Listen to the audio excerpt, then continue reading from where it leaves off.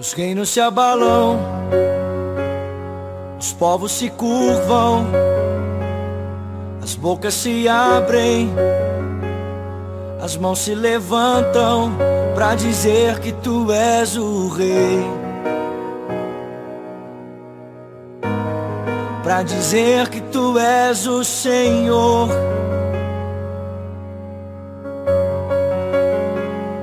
Os reinos se abalam, os povos se... Capítulo 11.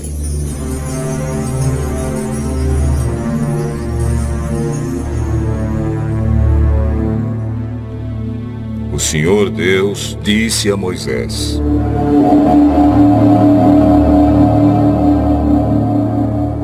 Vou mandar só mais um castigo sobre o rei do Egito e sobre o seu povo. Depois disso, ele os deixará ir. Na verdade, ele expulsará todos vocês. Porém, agora diga aos israelitas, homens e mulheres, que peçam aos seus vizinhos e vizinhas joias de prata e de ouro. E o Senhor fez com que os egípcios respeitassem os israelitas. De fato, os funcionários do rei e todo o povo consideravam Moisés um grande homem. Então Moisés disse ao rei: O Senhor Deus diz: Perto da meia-noite eu vou passar pelo Egito, e no país inteiro morrerá o filho mais velho de cada família, desde o filho do rei, que é o herdeiro do trono, até o filho da escrava que trabalha no moinho. Morrerá também a primeira cria dos animais.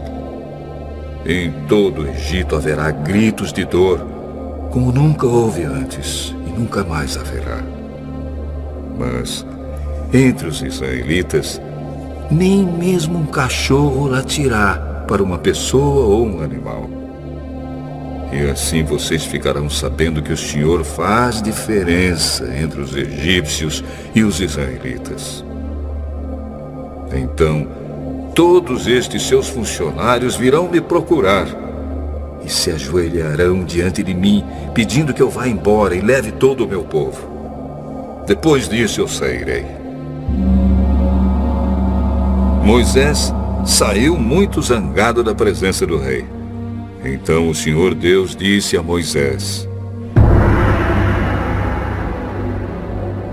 O rei não vai dar atenção a vocês para que eu possa fazer coisas espantosas no Egito.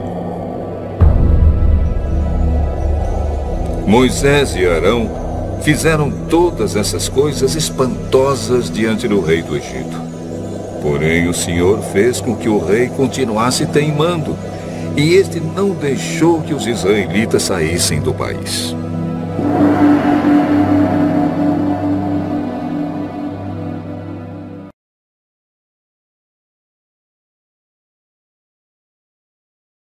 Pai do Senhor, meus irmãos, a gente vai iniciar aqui a escola bíblica e nós vamos estar falando a respeito do capítulo 11, a morte dos primogênitos, onde necessariamente não vai ocorrer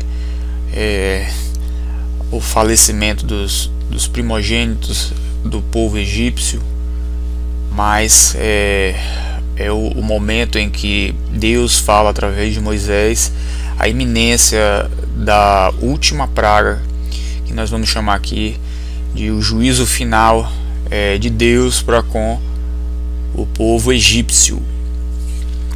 Então acompanha aí no slide, né? A gente percebe que esse juízo definitivo é descrito basicamente nos versículos 4 até 8 de Gênesis capítulo 11, né? E nós vamos perceber aí que uma série de divindades egípcias, elas falham no cumprimento do seu papel, pelo menos aos olhos dos egípcios, né? Temos aí o deus Mi, novamente, que é o deus da reprodução, falhando na questão da preservação da vida.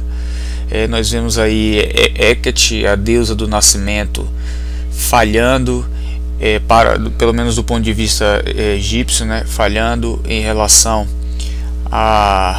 ao nascimento, né, de primogênitos, se algum egípcio estava para ter filho, provavelmente deve ter havido abortos e tudo mais nesse sentido.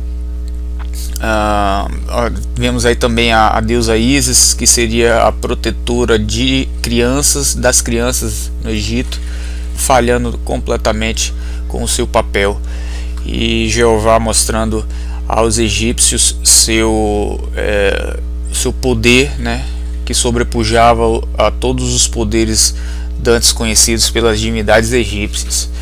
Então percebemos aí que o resultado final de Deus demonstrando a força do seu poder resulta, né, de Faraó estar despedindo o povo israelita, né? Então, até então o povo, através de Moisés, pedia: deixa Faraó, nosso povo ir, deixa meu povo ir. E agora está para acontecer no Egito, conforme as palavras de Moisés, usado por Jeová, para acontecer uma praga estarrecedora, uma praga em que esse pedido, esse deixa, seria substituído agora por um adeus definitivo, um adeus em que o Faraó, quando perceberia a desgraça ocorrendo tanto dentro do seu seio familiar quanto de toda a nação egípcia, e no que diz respeito agora a tocar vidas humanas, né, tocar nas vidas do povo dele. Até então o gado tinha sido afligido, né, a saúde tinha sido bastante afetada, o estilo de vida tinha sido prejudicado, a economia também tinha sido prejudicada, mas agora com esse último sinal, a vida humana foi tocada, pessoas morreram, né? Não só pessoas como animais. Então Faraó vai despedir o povo de Israel lá no capítulo 12. No capítulo 12, nos versículos 31 a 32.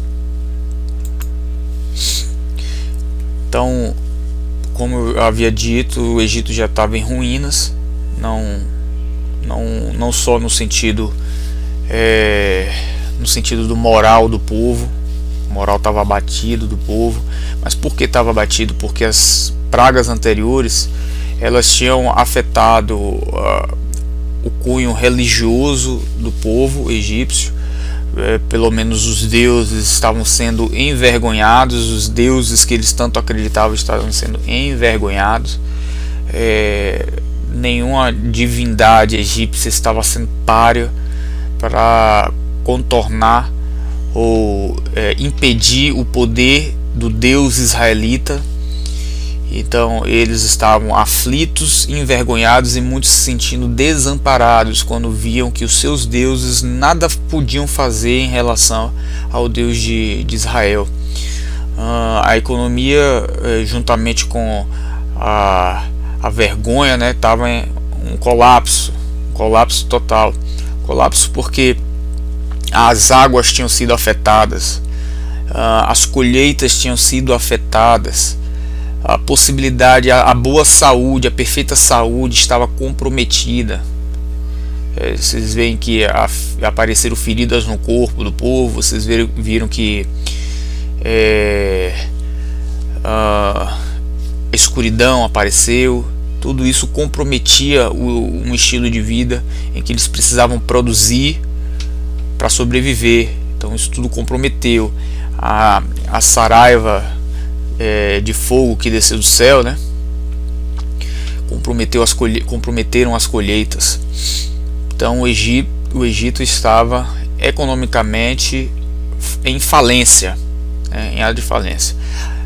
Não só a economia do Egito estava em ruínas, mas a própria crença do poder soberano do faraó também estava sendo posta em evidência. soberania faraônica estava posta em evidência, no sentido de foi colocado à prova, porque quando estava para vir essa praga, esse último sinal, que seria a morte do primogênito, perceberia-se melhor do que em qualquer outra praga que até mesmo a suposta divindade do faraó e de sua família, seu filho, seria colocada ao chão, seria colocada no pó. Como assim, Israel? Da seguinte maneira: o faraó era considerado uma divindade, ele era considerado a encarnação de um dos deuses egípcios, né? O deus Ra, que é o deus Sol para os egípcios, a maior divindade existente no panteão egípcio.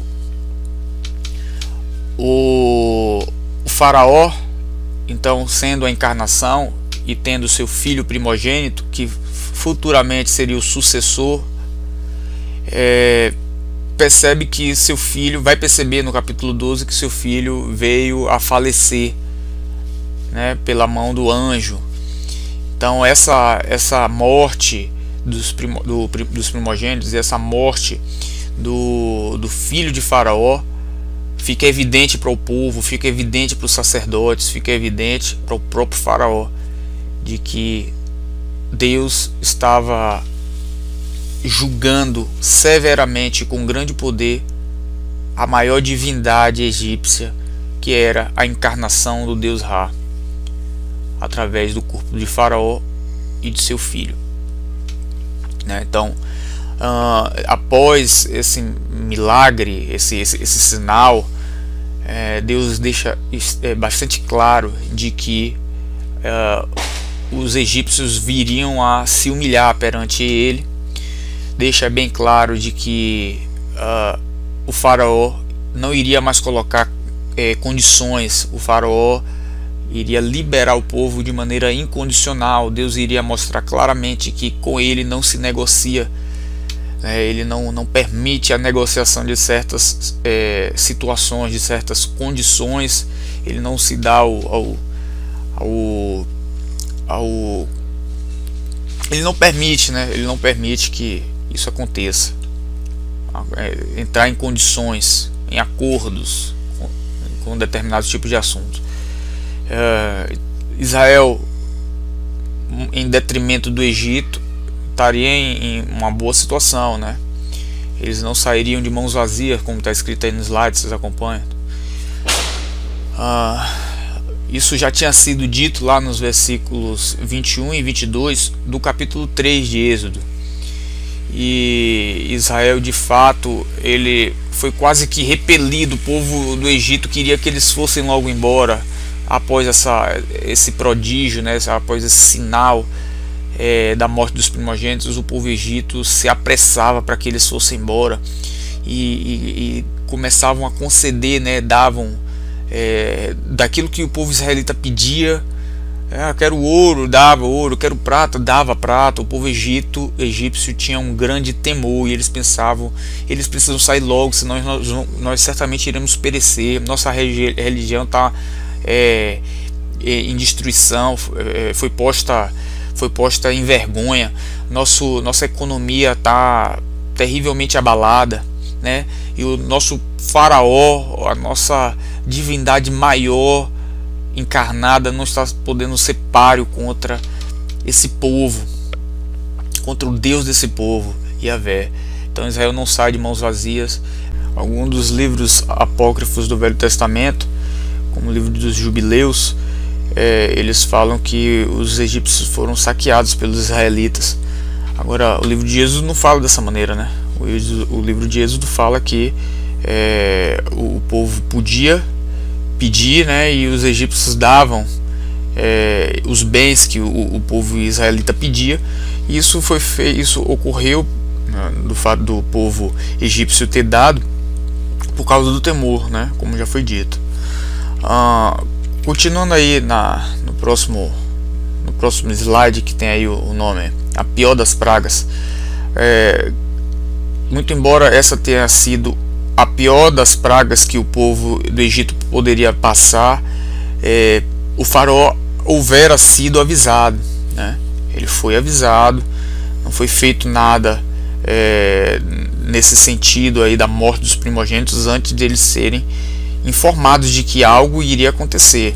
No capítulo anterior, o faraó ficava meio que trocando farpas com Moisés na última audiência, pelo menos a última audiência que eles acreditavam ter, onde o faraó diz: olha, eu não quero mais ver você, se eu vê-lo novamente eu vou acabar com você.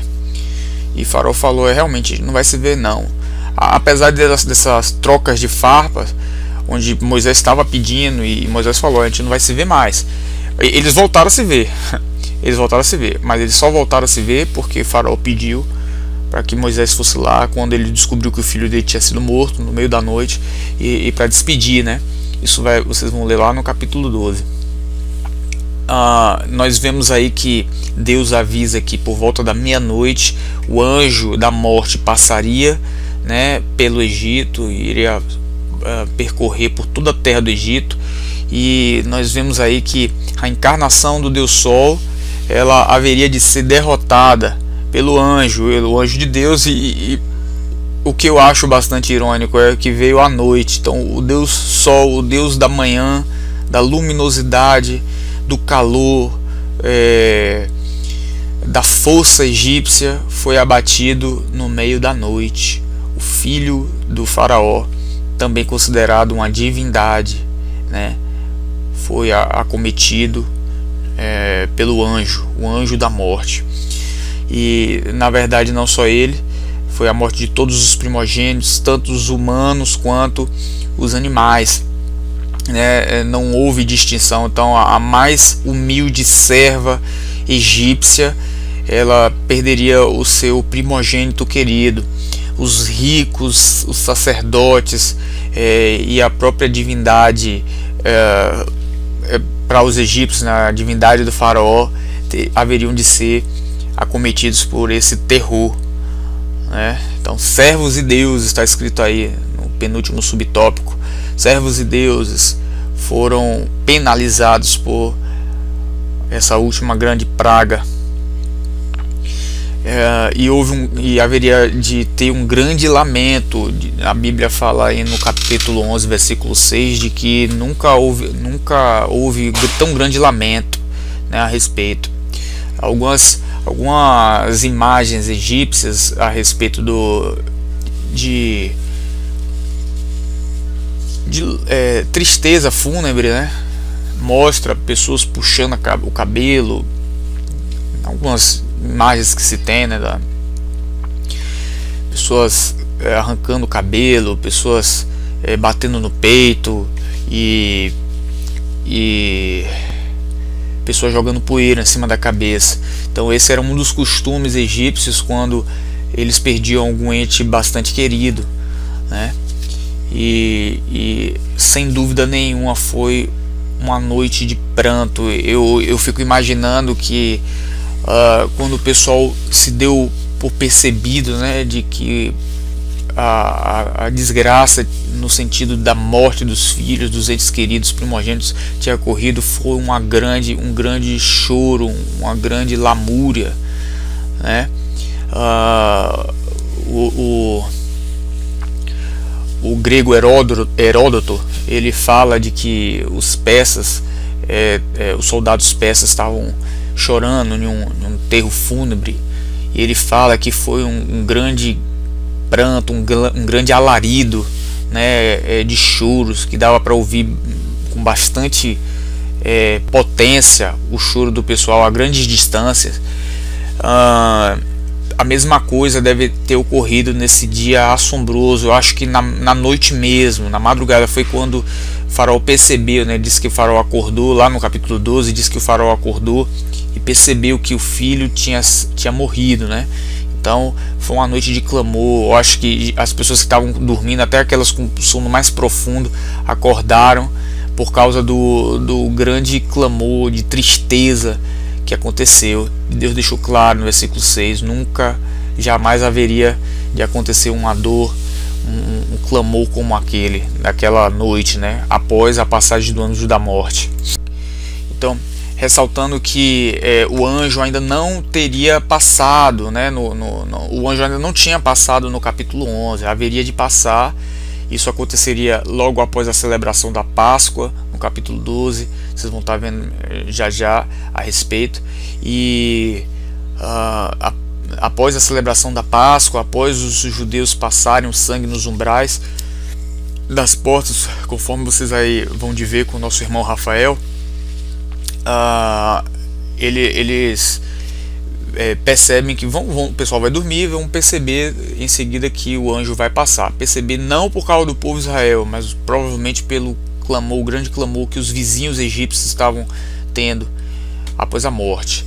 Então, o que acontece é que houve distinção em relação ao povo israelita e o povo egípcio.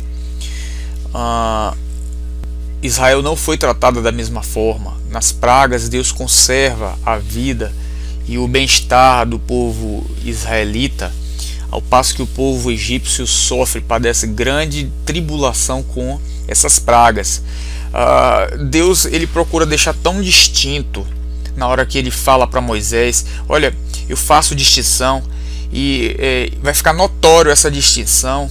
Isso está lá no versículo 7, pessoal, que nenhum cão sequer vai latir nessa noite, né, nesse dia, nem contra homem nem contra animal. A gente sabe que é comum os animais, os cães, latirem no meio da noite por qualquer coisa, qualquer barulhinho que seja, eles já começam a ladrar. Uma pessoa passa, eles vão latir com força, né? E quando um começa a latir, vários outros também começam a latir junto. Mas essa noite foi tão atípica, essa noite haveria de ser tão atípica, tão incomum, tão assustadora, tenebrosa. Parece até um filme de terror. Nem um cão sequer, imagine, no meio da noite, algo que era comum, uma noite completamente silenciosa, né? Então, nenhum cão sequer latia, né, no meio dessa noite. No povo, em relação ao povo de Israel, né? Em relação ao povo de Israel. Por quê? Porque o anjo ia passar totalmente desapercebido pelo povo. Totalmente, nenhum tipo de choro haveria de ser ouvido pelo povo, né, de Israel. O que despertaria os cães iriam ladrar e tudo mais. Então Israel é poupado dessa situação toda. Em contrapartida, os egípcios seriam humilhados. Aí o versículo 8 fala que os egípcios iriam e se ajoelhariam, né, perante Israel. No caso aí o representante Moisés, suplicando a saída deles, pedindo a saída deles rápida da terra do Egito. Então a gente vê aí no próximo slide 5 fatores para finalizar esse trecho aí do capítulo 11, que estamos falando da última praga, ok, que haveria de acontecer. Ela é predita no capítulo 11 e é consumada no capítulo 12. E a gente vê que antes dessa praga houveram uma série de outras pragas ocorrendo, né? 9 outras pragas haviam acontecido, e nenhuma delas resultou, né, teve um efeito imediato. Pelo contrário, o faraó se endureceu, a sua decisão foi endurecida contra o povo israelita, né? Contra o povo israelita. O segundo ponto aí é que o conjunto de ações, o conjunto de decisão do faraó e as decisões divinas para o povo, em relação às pragas também, no final acabaram produzindo a derrota vergonhosa dos egípcios, né? Digo vergonhosa naquele sentido da religião, ok? Da religião, das crenças deles. Diga-se de passagem, eles eram bastante orgulhosos, né? Eles eram bastante orgulhosos com a religião deles.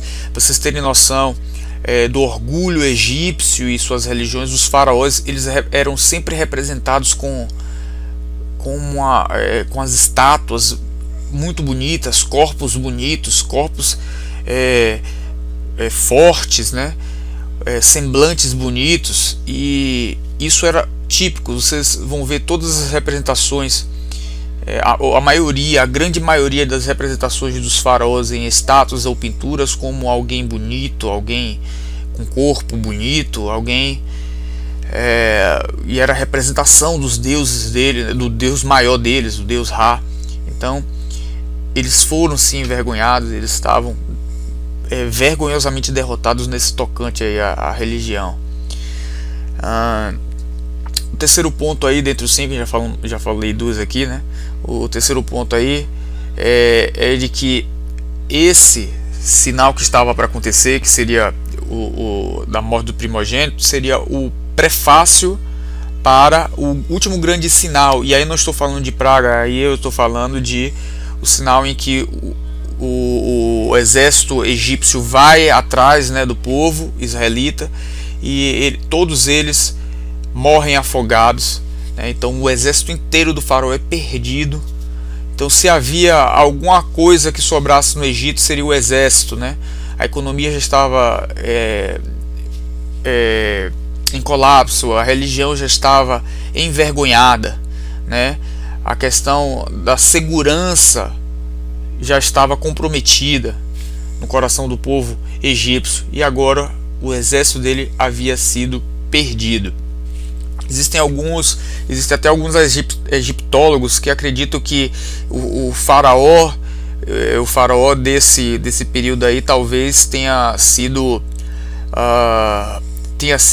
cortado do rol de faraós, né, da descrição do rol de faraó. Eu não posso afirmar com 100% de certeza aqui para vocês, preciso ainda me aprofundar no estudo a respeito disso, mas por tamanha vergonha, né?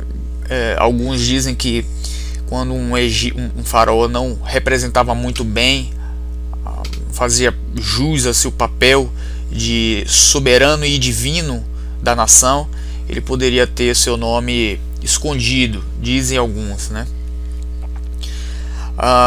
Mas baseado nessa linha de raciocínio que algumas pessoas têm, alguns acreditam, talvez seja uma das razões pelo qual dificilmente se acha ao certo quem foi o faraó a qual todas essas situações aconteceram. Esse sinal em que havia de acontecer, que seria a morte dos primogênitos, seria o prefácio, o antecedente ou um pré-requisito, vamos dizer assim, para o acontecimento do último grande prodígio que Deus operou no Egito, que foi o afogamento do exército egípcio. Quarto fator aí que nós vamos ver com esse capítulo 11 aí é que o nome de Yahvé se tornou famoso, se tornou conhecido. O próprio Moisés fica conhecido, o capítulo mostra bastante de que ele era conhecido e bem respeitado pelo povo egípcio, né? Talvez ele não fosse respeitado pela nobreza egípcia, pelo faraó, pela corte egípcia, mas ele era bem considerado, né? Bem respeitado pelo povo, né? O pessoal mais humilde do povo egípcio.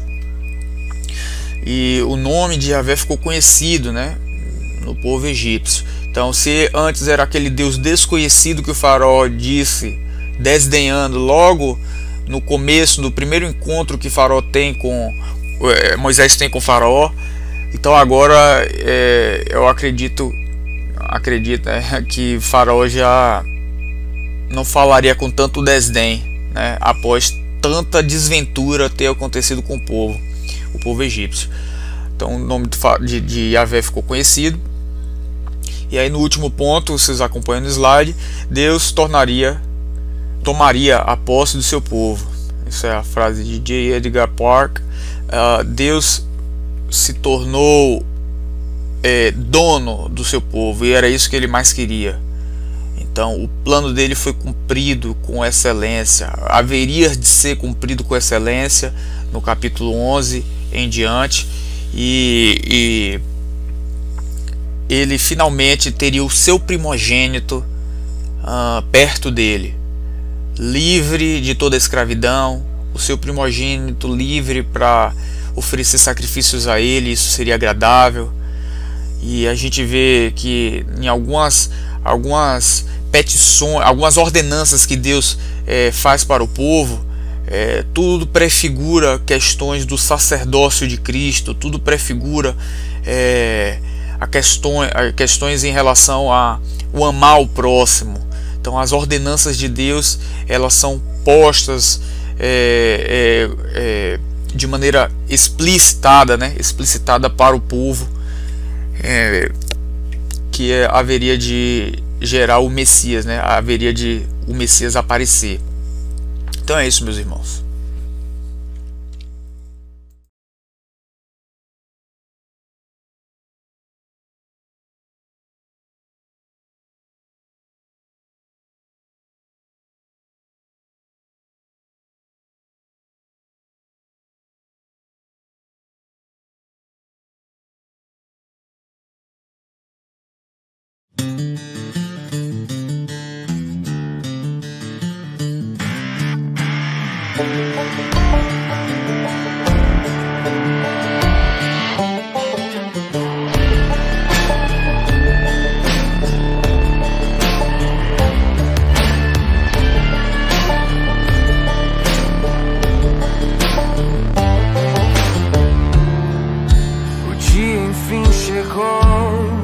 O cordeiro foi cortado,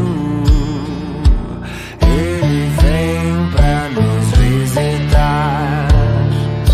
Na porta o sangue está, no crepúsculo da tarde. Ele vem pra nos libertar.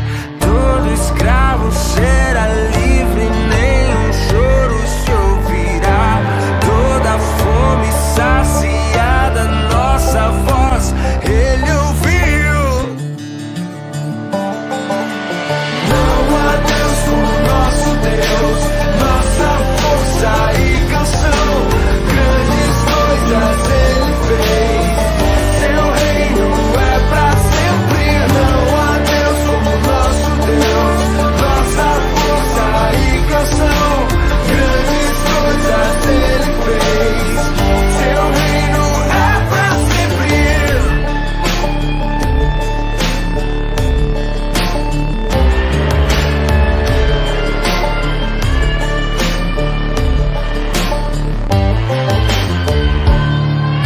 Na cruz o sangue está, é sexta-feira à tarde. Ele veio pra nos salvar. Teu reino é sempre eterno, firmado em misericórdia, justiça e igualdade, bondade e fidelidade. A tua igreja te adora, a tua igreja te adora. Teu reino é sempre eterno, firmado em misericórdia, justiça e igualdade, bondade e fidelidade.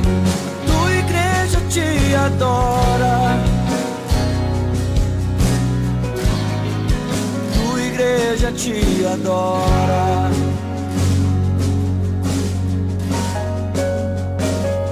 Os reinos se abalam, os povos se curvam, as bocas se abrem, as mãos se levantam pra dizer que tu és o rei, pra dizer que tu és o Senhor.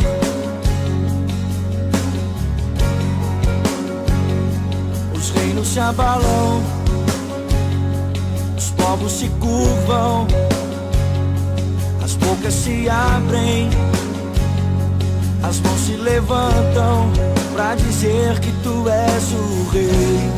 Pra dizer que tu és o rei. Pra dizer que tu és o Senhor. Pra dizer que tu és o rei.